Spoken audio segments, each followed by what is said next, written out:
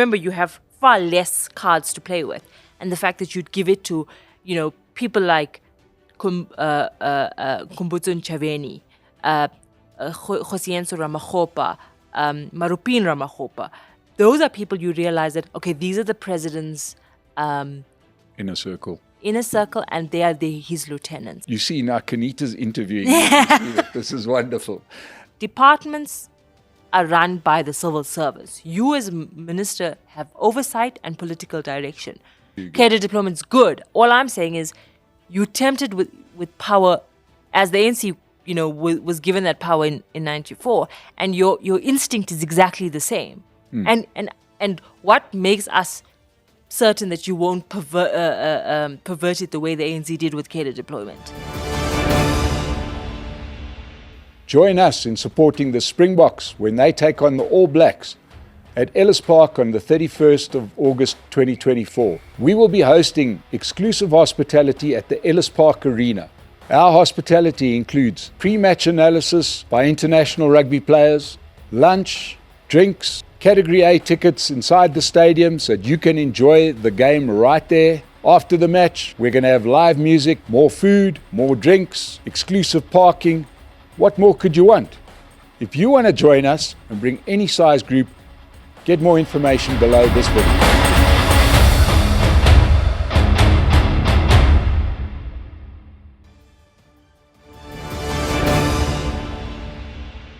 Welcome to the State of the Nation, brought to you from a cold Johannesburg, where we are sipping coffee out of our Pace Car Rental mugs. And remember, Pace Car Rental help us keep the show going. So you can help them keep going by using their cars whenever you need to hire a car. Go to the website, use the code SONA, and you get a discount. And State of the Nation, we do not give you a discount on your information. We hope that you subscribe, and if you really like us, become a member of the channel and give us some money. That'll help. But one thing we won't compromise on is bringing you up-to-date information and views and news around the politics and economics of South Africa. And nothing has been bigger than the recent Government of National Unity, which we've covered closely. And one of the people that followed really closely is a News 24 columnist. Welcome back, Qaanitah Hunter. Welcome back to the State of the Nation. Thank you very much for having me. Yeah, so Qaanitah, we are settling in now into a Government of National Unity. Yeah. It's no longer a maybe. It's happened. And what is your take so far on the Government of National Unity? Aren't you astonished as South Africans how we just constantly in a state of fussbait and we just hold on and things just eventually work out? Yeah. As nerve-wracking as it is. So the Government of National Unity, what we know now, is a coalition government, a multi-party coalition government. Let's not forget that. The ANC has formed a government with the Democratic Alliance, with the Patriotic Alliance, with the Freedom Front Plus, with the UDM, with the PAC. So that's our multi-party coalition government. Is it the first time at a national level for South Africa? Yes, it is. Is it unique for the world? No, it happens every day. The interesting bit about this is that it was initially positioned as a grand coalition, ANC versus DA. And so the push and pull was, do we go with the DA or do we go with the EFF? And obviously what Cyril Ramaphosa and the ANC eventually did was to say, let's not angle it that way, because then you're creating ructions within your ranks. What you do is you offer it to everybody, and whoever kind of bites, then you pull them in and you offer them positions in return. I think that was clever on two scores, right? Firstly, you lessen the risks, because you give people a seat at the table. So you're not having a situation where the DA is angry at you, they call a motion of no confidence and they just pull out of your government. Here, you have sort of layers of insurance, if you like, right? So you're not beholden to a single party. And that's the second point, is that you then not... parties are still able to kind of hold their identity when there's multiple of them, versus when there's two, they kind of merge into one, and then either party collapses the other. Yeah. And in the South African context, if it was just a merger or a coalition between the DA and the ANC, you bring the whole race question into this legacy issues, which would really have the ANC would have been found hard to defend. And then the other side, the DA would have had to how to defend how they just sort of merge and co-opt with people that they call corrupt. I mean, those conversations are happening, but they're not as pronounced as they would be had it just been a grand coalition, right? So the president announces this cabinet. I'll tell you why I find it fascinating. The funny appointments, the ones where ANC ministers got demoted to deputy minister, and then you have DA ministers. That for me is like, haha, funny. But what I find interesting is the type of people the president reappointed from the ANC. Remember, you have far less cards to play with, and the fact that you'd give it to, people like Kumbutso Ntshavheni, Kgosientsho Ramakgopa, Marupin Ramakgopa. Those are people you realize that, okay, these are the president's inner circle, and they are his lieutenants. I think we didn't really get that sense before, because before we were like, oh, he was at the mercy of the ANC. Now, he's not really at the mercy of the ANC. It's like, who do you want in your cabinet? And it was interesting to see the type of people that he and what type of responsibility he gave them, when kind of having the DA breathing down your neck and the other parties as well. So this is the emergence of the Ramaphosa faction, which has been hidden for since he became president. I don't think hidden, but I think more pronounced is where it is at now. And this is what I find fascinating.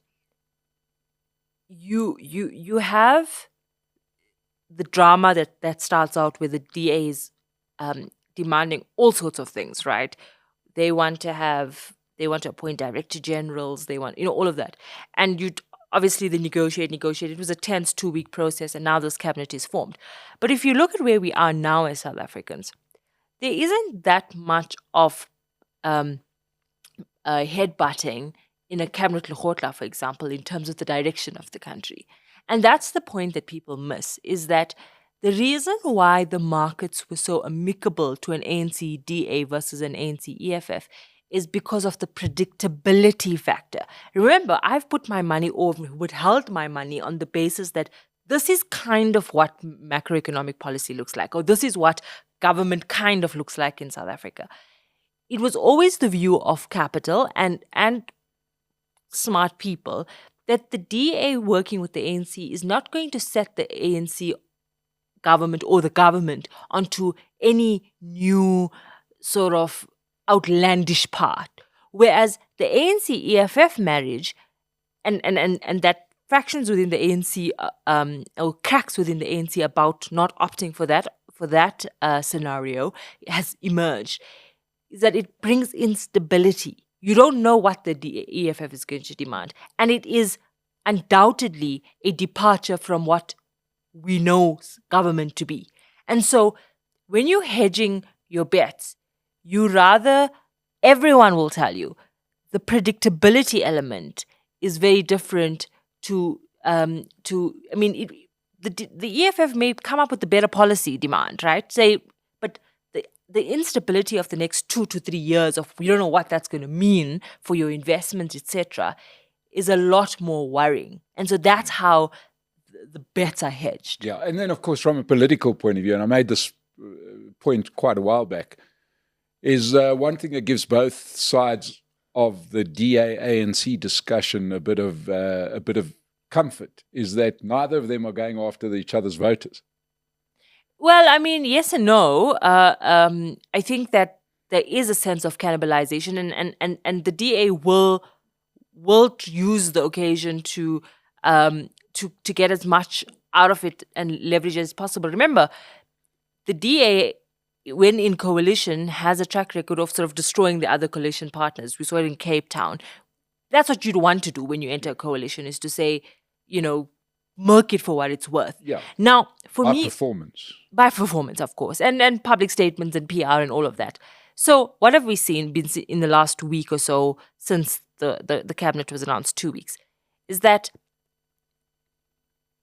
ministers, so whether it's Gayton McKenzie from the Patriotic Alliance, whether it's Dean McPherson, whether it is Kumbutso and Chaveni from the ANC or wherever it may be, everyone now has no sense of security. Not ANC ministers. And that for me is an awesome thing because you kind of on your toes, right? But the way that's playing out is twofold. One is that you're having ministers governing through PR. So everything must be a soundbite. Everything must be a press conference. Everything you're trying to score easy victories so that you kind of all over the media and appearing to be working hard. The second element of it is that you have people who are not acquainted with the subject of responsibility now making bold pronouncements or being desperate to do something when they haven't familiarized themselves with what it is that they're actually doing. And so a department like Home Affairs, for example, is extremely complicated, right? So making quick, easy shots, we're going to quickly reduce lines, right? Noble intentions, but essentially you have to acquaint yourself with what's the issues in the department, what's the issues with backlogs, the boring stuff of governance. And I don't know if some of these opposition ministers have the appetite to deal with the boring nitty-gritties of cabinet memos and back and forth and APPs and budgets and understanding that your whim cannot just become policy tomorrow. Yeah. No matter how well-intentioned it is. Yeah. But I suppose the other option, which is, let's call it the sort of standard ANC operating procedure, which is to keep quiet. You know that there's a massive problem. Keep quiet. You don't acknowledge that there's a problem. Yeah. In fact, you go out there and say there is no problem. Yeah. But we do know that there's a problem. Yeah. So you keep quiet, you say nothing, and you wait for 5 years, really. Yeah, that's been the ANC's operating procedure. So, that's how we ended up with Eskom. Yeah. You say nothing because the lights are on. The situation's deteriorating in the back end, but you just say nothing until suddenly one day, oh, hell, the lights aren't on, right? I suppose what the one good thing about a government of national unity is that those ministers, especially the ones from the smaller parties, don't have that luxury, right? And neither do the ANC for that matter, because they no longer have the majority. So if there's a problem, you better be the first person to you become your own whistleblower. But I also think that what you're going to see a lot of, unfortunately, is if you can't beat them, join them element, where from the smaller parties, they would use that political office in the same way the ANC did, which is for party purpose. And that's why we need to watch these ministers so closely, in the sense that you repurposing, as a deputy minister, I will do all my public programs in my constituencies so that I can bolster my support base. Or I use... Give me a for instance, because I don't see that happening. But give me a for instance. How would that manifest? Where would you do that? I mean, I understand, I take the point, but I don't see how one could do that. If you're a deputy minister, you basically a glorified ribbon cutter, right? Yeah. There's nothing your job depends on what the minister tells you to do, right? So you attend parliament, you do a few meetings here and there, but you have this budget, which is the minister from the ministry budget. As a deputy minister, you can do some outreach programs, etc. So if I'm Qaanitah Hendricks, my first program as a Minister of Social Development, instead of having meetings with stakeholders about grants, which is your core issue, is you have a stakeholder meeting in Lenasia because that's your constituency. If you are Bantu Holomisa, for example, and he's not done this, but if you Bantu Holomisa, you take the occasion to bolster your constituency in the Eastern Cape, for example, and use your budgets to have outreach programs. And ANC deputy ministers and ministers have been doing this for years. Where when the ANC is having a program, a Siyangoba rally or whatever, suddenly a minister's having an imbizo in the area, right? What I'm saying is that it's not going to be salient ANC problems anymore. We're going to have to watch it from all ends. And no one is better than the other when it comes to this, especially since, remember, you're tempted with political power. And that's what made me really fascinated about the Democratic Alliance, because your entire fight for over a decade has been against the ANC's cadre deployment policy. What was the ANC's cadre deployment policy? The ANC cadre deployment policy was, listen, we're taking over from an apartheid government, right? We can't have these, what they called racist Nats running national government. We need to have a policy where we have our guys who are orientated in ANC, developmental state thinking, whatever you may call it, in the pipeline to run the state. What is different from the DA saying, we can't run government departments with ANC, we need to have like our guys run our departments? It's the same thing. I'm not 100% sure that it's the same thing. Absolutely the same. I'll tell you why. I mean, really, and the easy answer to that is take Eskom, for example, as just a for instance. And obviously in some places it's easier to bring this up than in others, is that it's a position that screams out for somebody that knows how to run a very engineering-heavy business, right? And, if one goes back to the old National Party days, Eskom, part of the reason for its success was that inevitably, and you can go and check up on this, for many, many decades, it wasn't run by anybody that was remotely connected with the National Party, right?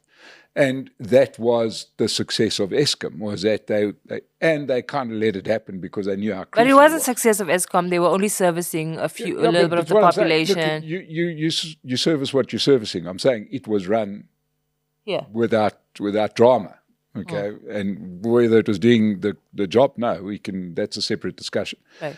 But, the Eskom debt was rated better than the national debt, which tells you more about the management of the organization, not the rollout plan. That was a political issue. But the point being that, as I understand the argument against cadre deployment, is with some guardrails, best person for the job that's most likely to perform that particular job. And what I'm saying is that I'm not making the case for cadre deployment. I'm saying let's agree that the ANC messed up with cadre deployment. But I'm saying is that at the first temptation of political power, you want your own iteration of it by saying, get rid of these DGs, let's put our own DG. Which is exactly the thinking of what led to where we ended up. Yes. You understand my point? I'm not saying cadre deployment's good. All I'm saying is you tempted with power as the ANC was given that power in 94, and your instinct is exactly the same. And what makes us certain that you won't pervert it the way the ANC did with cadre deployment, where it became what did Zondo say? It became like a hiring for pals. Even a corruption enabler. Yeah. No, look, I take the point. So here we are, and many. There was some tense moments in that negotiation, and there is no doubt that and I followed this closely as you did. There's no doubt that there was some bad faith shown.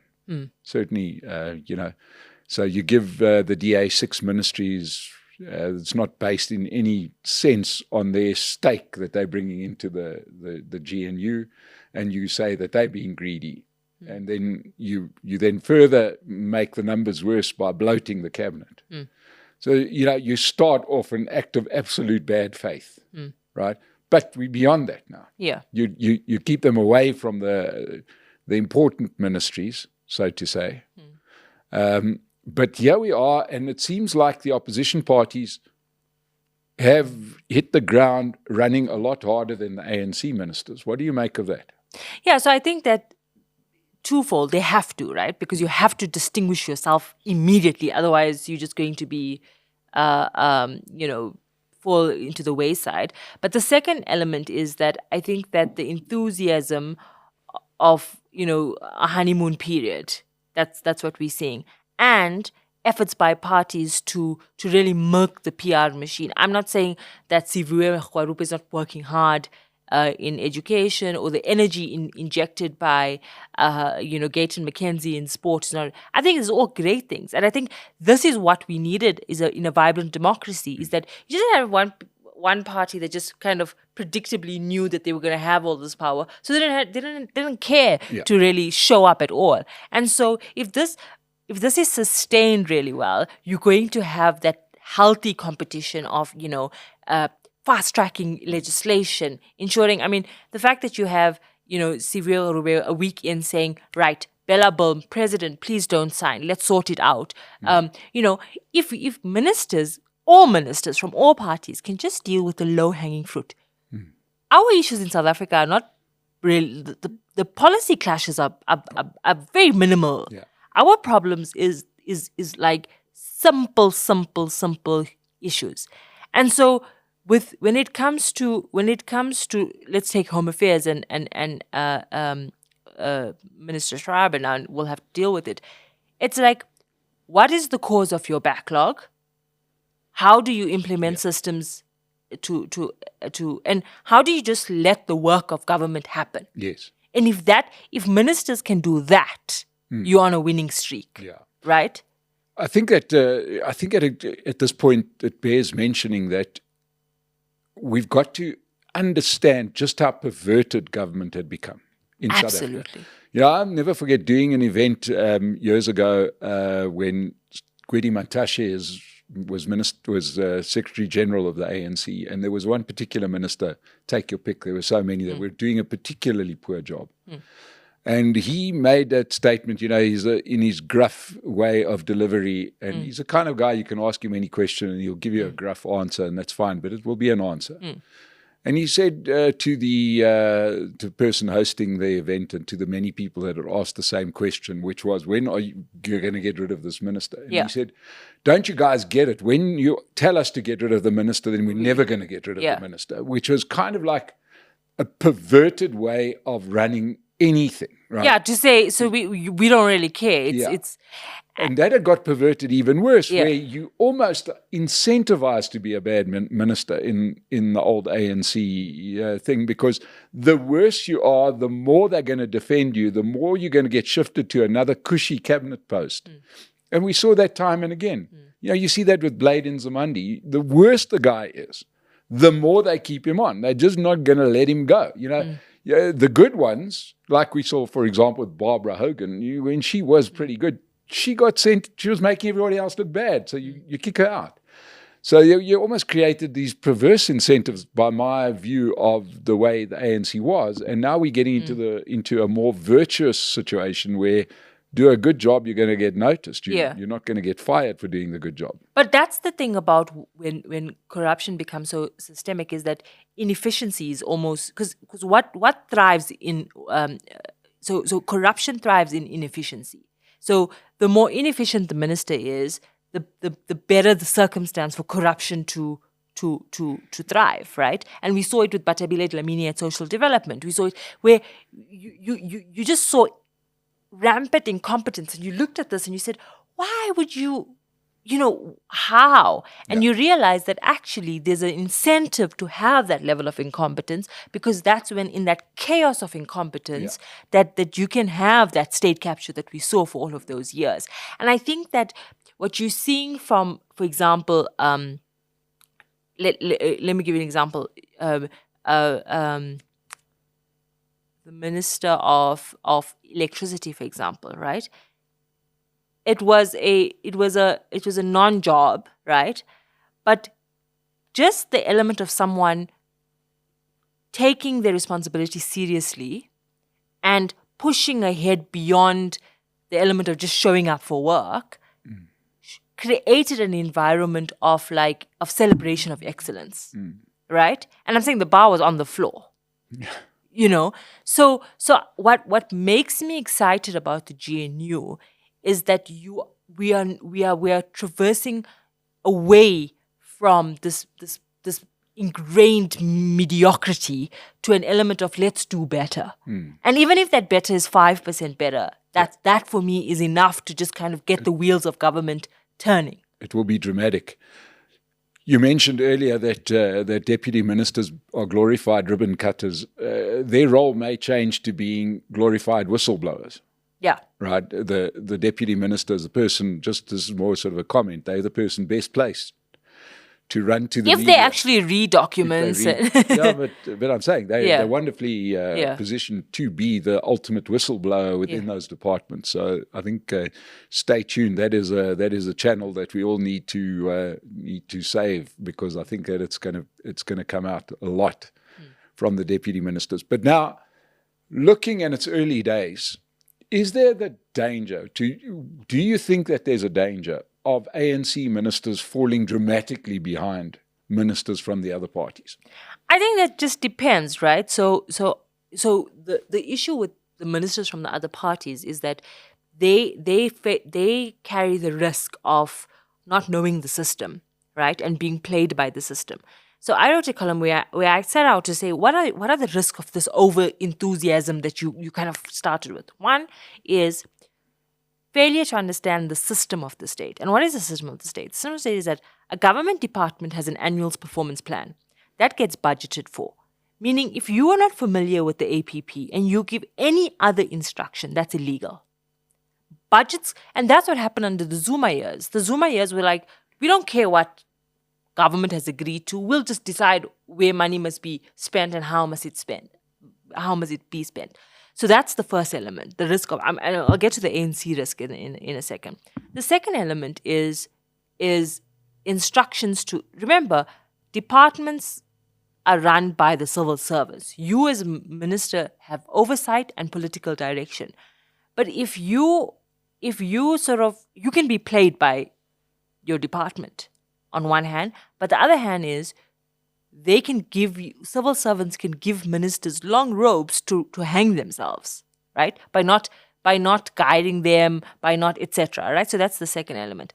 The third thing is is how much can you get done with a shrinking budget, right? So if you are for example, in a department like Home Affairs, that budget is getting less and less and less every year, and the demands are getting higher and higher and higher, right?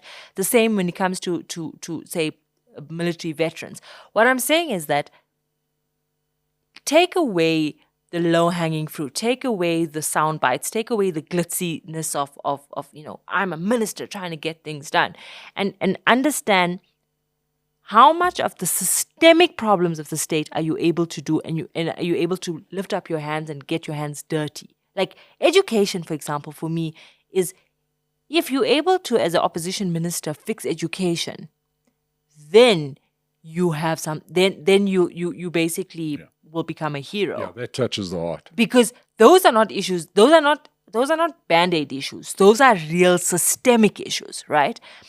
So when it comes to the ANC, will the ANC ministers be on their toes? 100%, right? Will they kind of use this next stretch to kind of self-enrich? I don't know if people will be that stupid, right? But I do think that the advantage they have is that they know government better than a DA or a Patriotic Alliance, and they have to use that to their advantage, right? I do think, though, that inherent arrogance of like, why must I be accountable to the nation, is what will set the ANC minister apart from the DA minister and give the DA minister a lot more advantage. And so when it comes to difficult issues, when it comes to policing, for example, when it comes to intelligence, those things, we've just become used to kind of the ministers being completely arrogant about how things are and not willing to reinvent the wheel. To say, hey, the system hasn't worked for us. Let's put a new, fresh eye to it. And I think that's what's going to hold ministers back, ANC ministers back, who say, oh, we've always been working this way. And if you think that that's going to work and appease a voter in 2024, you're going to be completely and utterly wrong. Do you think that we're not running the risk here of making out as if government is that complex? I mean, there's a lot to it, and the government does way too much stuff that they shouldn't be doing. And we do understand that the paperwork has got yay thick when it needs to be this thick. But we're not talking about nuclear physics here. 100%. And they don't have to actually do the work. There's civil servants doing the actual work. And it's quite easy to spot the game that's being played, unless you're Patricia DeLille and they play you with the fence. Yeah. The border fence, where she fell for the trick, obviously. And then, once again, Cyril couldn't fire her because she was from the outside. She was useless, so you put her in what's meant to be a dead portfolio. But she was obviously played by the officials. But, I mean, you have to be a special kind of dense to fall for that trick. Right? And I must admit, barring one or two outliers, I don't see ministers being that stupid that they're going to fall for these tricks. I think that to some degree, we've only seen the tip of it. I think that a lot of what happens in the state, and we see it on a local level, how the civil service kind of takes advantage of the political instability and the lack of political acumen from the deployed political head. And so that for me, I'm not saying it's going to happen. I'm not saying that the DG of telecoms is going to play Solly Malatsi. What I'm saying is that curb your enthusiasm so that your public posture has to match your grip of the environment. Does that make sense to you? So that's you don't want a situation where you are talking about legislation that you have no blooming clue where it comes from. Yeah. And so my point is that opposition ministers are going to be faced with the reality that a lot of the work of running government is not sexy. Yeah.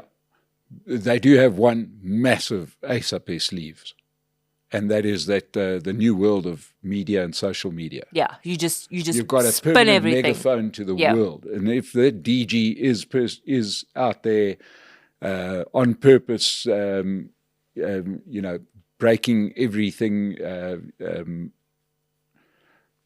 out there to try and make you look bad, it's very easy to present that information if you've got it. Yeah. Right. And, sabotage, I think, is the word I'm searching for. If you're in a department and you know that you're being sabotaged, well, the easiest thing is to say, well, you know what? The reason that we can't deliver, the reason we can't fix up the pit latrine problem is that it's being sabotaged by Joe Blow over there.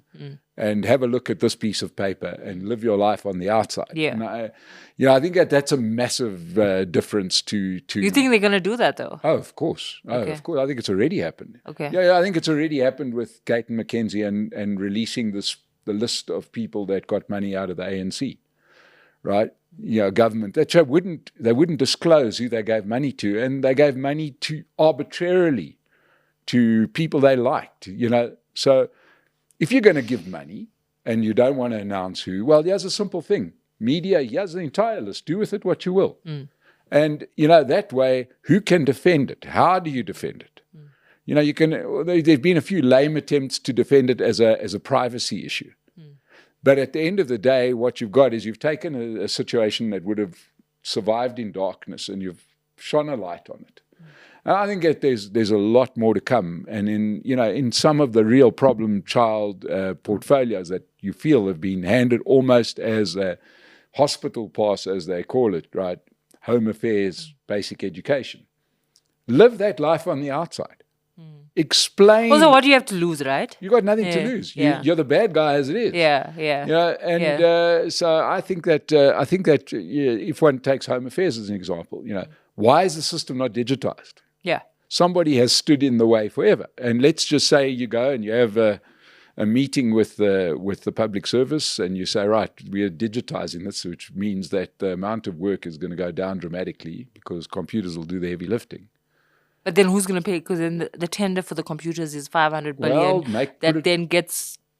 Put it all out publicly. I'm saying it's the easiest thing. If I get a call from a minister saying, listen, I want to come and talk to you on your show, I'm going to jump at it. And I'm going to provide the platform. And you as a reporter are going to, for an independent organization, you're going to put it. It's only the SABC that might be a little bit reticent in giving out that information. So I'm saying we're in a whole new paradigm here. Yeah. And you clearly optimistic about what this could mean, right? I am. I'm optimistic because I look at this in two ways. Optimistic because this is the way government is meant to run. I do understand, and I'm not naive enough to know that to know that in most countries you end up with people protecting stuff and hiding stuff and doing bad governance.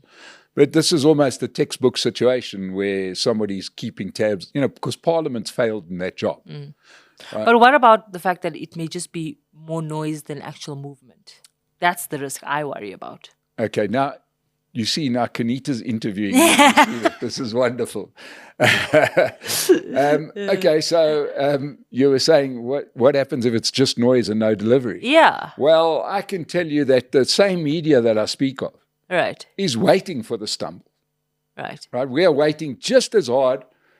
Think of yourself, right? Yeah. You're sitting there dying to see one of two things. You're dying to see a next corruption case come out because now you're going to run straight to say, money was stolen in XYZ department. DA, are you still happy to be in this government of national unity? Yeah. Right? So there's that part that everybody's waiting for. The other part is to say, well, Minister so-and-so, you said you will do so-and-so, but you haven't. Right? Now, you were very big mouth when you were in opposition, but now you've done nothing. So, I'm saying that there's a definite incentive for everybody to do better. As you say, let's take this in baby steps. We're not going to change this tomorrow. But 5% will be a dramatic improvement on where we are. Yeah. So I'm confident in that way. I'm also confident in that I see this union as being, what do they say about bacon and eggs? The chicken is involved, but the pig's committed, right? And there's an element of this. I believe, politically, if one watches politically, that the DA could walk out of this if it fails. Right. Say, we couldn't work with these guys. We're going back into opposition. And they will keep their 22%. Yeah. If this fails, the ANC is going to have all those parties that offshoots from the ANC saying, you see, we told you so, so don't vote for them, vote for us. We are the true carriers of liberation. So this is existential for the ANC. It's not so much for the other party. Yeah. So that's what makes me a little bit more confident about it. The real question is going to be, as I see it, what happens if this starts working and people start viewing this as the opposition parties that have done it? We head towards a local government election. And suddenly it's a wipeout for the ANC because everybody says, we understand that these other parties can govern better. But that's the risk you get when you get 40%. That's why they But that's a problem I'll happily live with. Yeah. So generally speaking, I'm quite happy. But I want to take this into another direction as we head towards the end here, and that is let's talk about the parties that were left out. As you said, he made this approach, Cyril, to say, this is a grand coalition for the good of the country. Let's all come together. Let's all hold hands. But excluded number 2, number 3, and number 4. MK and EFF were kind of excluded basically on the basis of both of them had said, as a prerequisite, you got to get rid of your leader, which was a ridiculous thing to say. It just gave the ANC no option but to not deal with him. What do you think of their role going forward? I think that, and I said this in a public forum, and an analyst that was with me on that forum said he doesn't really, it's a non-problem, but you need an effective opposition. Because even if you, and I'm going to abuse the Pope, but even if you put the Pope in government, right? Unchecked power, wherever it comes from. Now, let's stay with the Pope. The Pope, unchecked power, was prepared to let priests, rape children. We won't go as far as that. But I'm saying. But that's the point, right? Does. Yeah.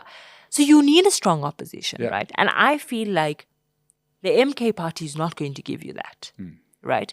And effectively, South Africa would have been a far worse place had it not been for the DA kind of breathing down the neck of the... And think about how much of damage was done in the last 20, 30 years, 15 years, let's say 15 years, right? And so my point is this. it's a unique opportunity for the EFF to become a real, because there's a role for opposition politics, right? In effective opposition politics. They don't want that. What they wanted was a shortcut to power, right? Number one. Number two is the EFF in its 10 years of existence, now 11 years of existence, the first 5 years was position itself as this robust opposition. The last 5 years, they were not effective in parliament.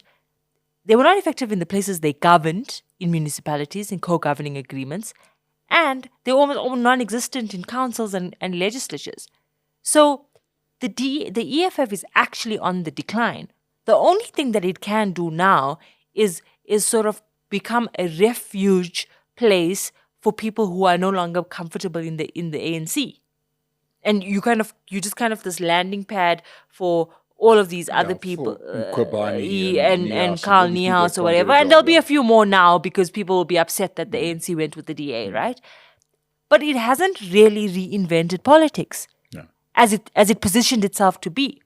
And so when you say like what happens next is that the EFF was in a power sharing agreement with the ANC in Gauteng, and they revealed themselves in a way that was scary. And so when Solly Mapaila says you'd rather be irritated by the EFF than irritated by the DA, the thing is, you know what the irritation of the DA is. You don't know what the EFF is going to irritate you and how and by how much. And so that unpredictability of we'll figure it out as it goes along. We hate Tlhophe today. Tomorrow, Tlhophe is our hero. And it goes beyond a simplistic conversation about, oh, they are flip-floppers. No. What it is that you don't know what you are working with. And forming a government on a basis of a ever-changing, it's you essentially signing over a blank check to someone who's taking you hostage and determining what the ransom is as you go along. Qaanitah, I want to close off by asking you an issue I've been following very, very closely, and that is Gauteng. Obviously, we have the government of national unity. There was an agreement in place. We've discussed what happened at national level, but the agreement definitely swung the leadership of KZN. So, in other words, what I'm saying is that the bigger agreement was acted upon. And clearly, the bigger agreement was not acted upon in Gauteng. And here we sit with the DA out of the picture in Gauteng, a minority government led by Panyaza Lesufi. What do you think the implication is of all of this? I think Panyaza Lesufi is fashioning himself in a very populist way. And I think that it has everything to do with his own ambitions within the ANC to kind of go against the grain, to test out being the rebel and see where it takes you, but not obviously doing it in a very, combative way, but doing it in a sort of sly, sleeky way. And I do think that there's going to be repercussions for that. Panyaza Lesufi has all the makings of a populist leader. And so it's up to Cyril Ramaphosa to kind of decide to say, well, you went against the grain. But more importantly, I think that there is that it's, for me, it's the sort of last kicks of a dying horse to kind of assert yourself to be, I'm alive. But actually, you are five to death.